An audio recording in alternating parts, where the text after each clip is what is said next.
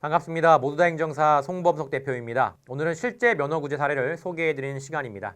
이분은 89년생 남성분으로 서울에 거주하고 있었는데요. 적발 당일 오랜만에 친분이 있는 동생들과 한잔한 뒤 음주운전하면 안 되니까 차를 아예 안 가져와서 지하철을 타고 귀가를 했습니다. 그런데 임신한 아내가 먹고 싶다는 음식이 있어서 그걸 사서 가고 있는데 아무래도 마음이 좀 급했던 거죠. 집까지 20분 정도 걸리는데 걸어서 가다 보니까 전동 킥보드가 눈에 띄었고 결국 그걸 타게 됐습니다. 한 250m 정도 가다가 적발이 됐는데 더 안타까운 건 전동 킥보드가 음주운전의 대상이 되는지 전혀 몰랐다는 겁니다. 이게 참 저도 매번 드는 생각인데 아무리 뉴스에서 떠들고 주변에서 걸리고 해도 먹고 사느라 바쁜 분들은 이런 거 하나하나 다 알고 지키기가 어렵습니다.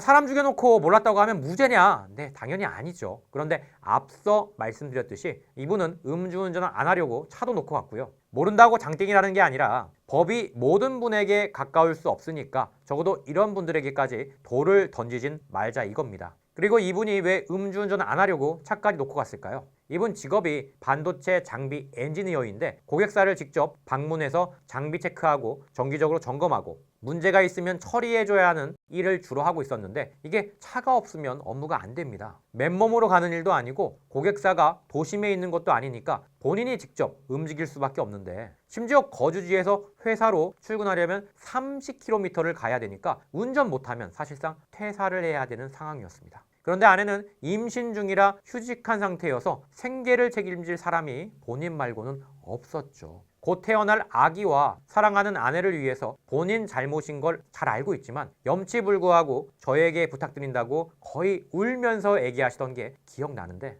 그래서 마음이 더 쓰이긴 했던 것도 사실이지만 그렇다고 구제 가능성이 올라가는 건 아니니까 최대한 객관적으로 진단부터 했죠. 일단 다행인 건 전동 킥보드 사건이라는 점이고 여기서 핵심은 바로 부당성이죠. 간단하게만 설명드리자면 전동 킥보드 음주운전은 자동차 음주운전과 동일한 행정처분을 받게 되는데 이게 사실 굉장히 말도 안 되는 처분입니다. 왜냐하면 전동 킥보드 음주운전보다 자전거 음주운전이 훨씬 더 위험해요. 최근 3년간 자전거와 전동 킥보드 사고 현황인데 보시면 아시겠지만 이런 상황에서도 전동 킥보드가 위험하다고 자동차랑 똑같은 범주에서 처벌을 받는 게 타당하다고 보기 어렵죠. 물론 이거 하나만 이유가 되는 게 아니긴 합니다. 더 있어요. 그런데 다 설명드리자면 너무 기니까 제가 잘 정리해서 만든 영상이 있으니까 여기로 가셔서 꼭 보시고요. 결론적으로 이런 주장이 설득력이 있기 때문에 일반 자동차 음주운전보다 전동 킥보드 음주운전은 면허구제 가능성이 훨씬 높고요. 전략에 따라 100%인 전략이 있고 그렇지 않은 전략이 있습니다. 어쨌든 가장 적합한 전략을 제대로 세워서 작은 것 하나까지 놓치지 않고 세심히 준비한 결과 이분은 면허구제를 받을 수가 있었습니다. 결국 누가 어떻게 하느냐에 따라 상황이 좋다고 해도 구제를 못 받을 수도 있고 상황이 좋지 않다고 해도 구제를 받을 수도 있으니 이걸 꼭 명심하시고 한 번뿐인 기회 절대 놓치지 마시길 바랍니다. 지금까지 대한민국에서 면허구제 업무를 가장 많이 진행한 송범석 대표였습니다. 감사합니다.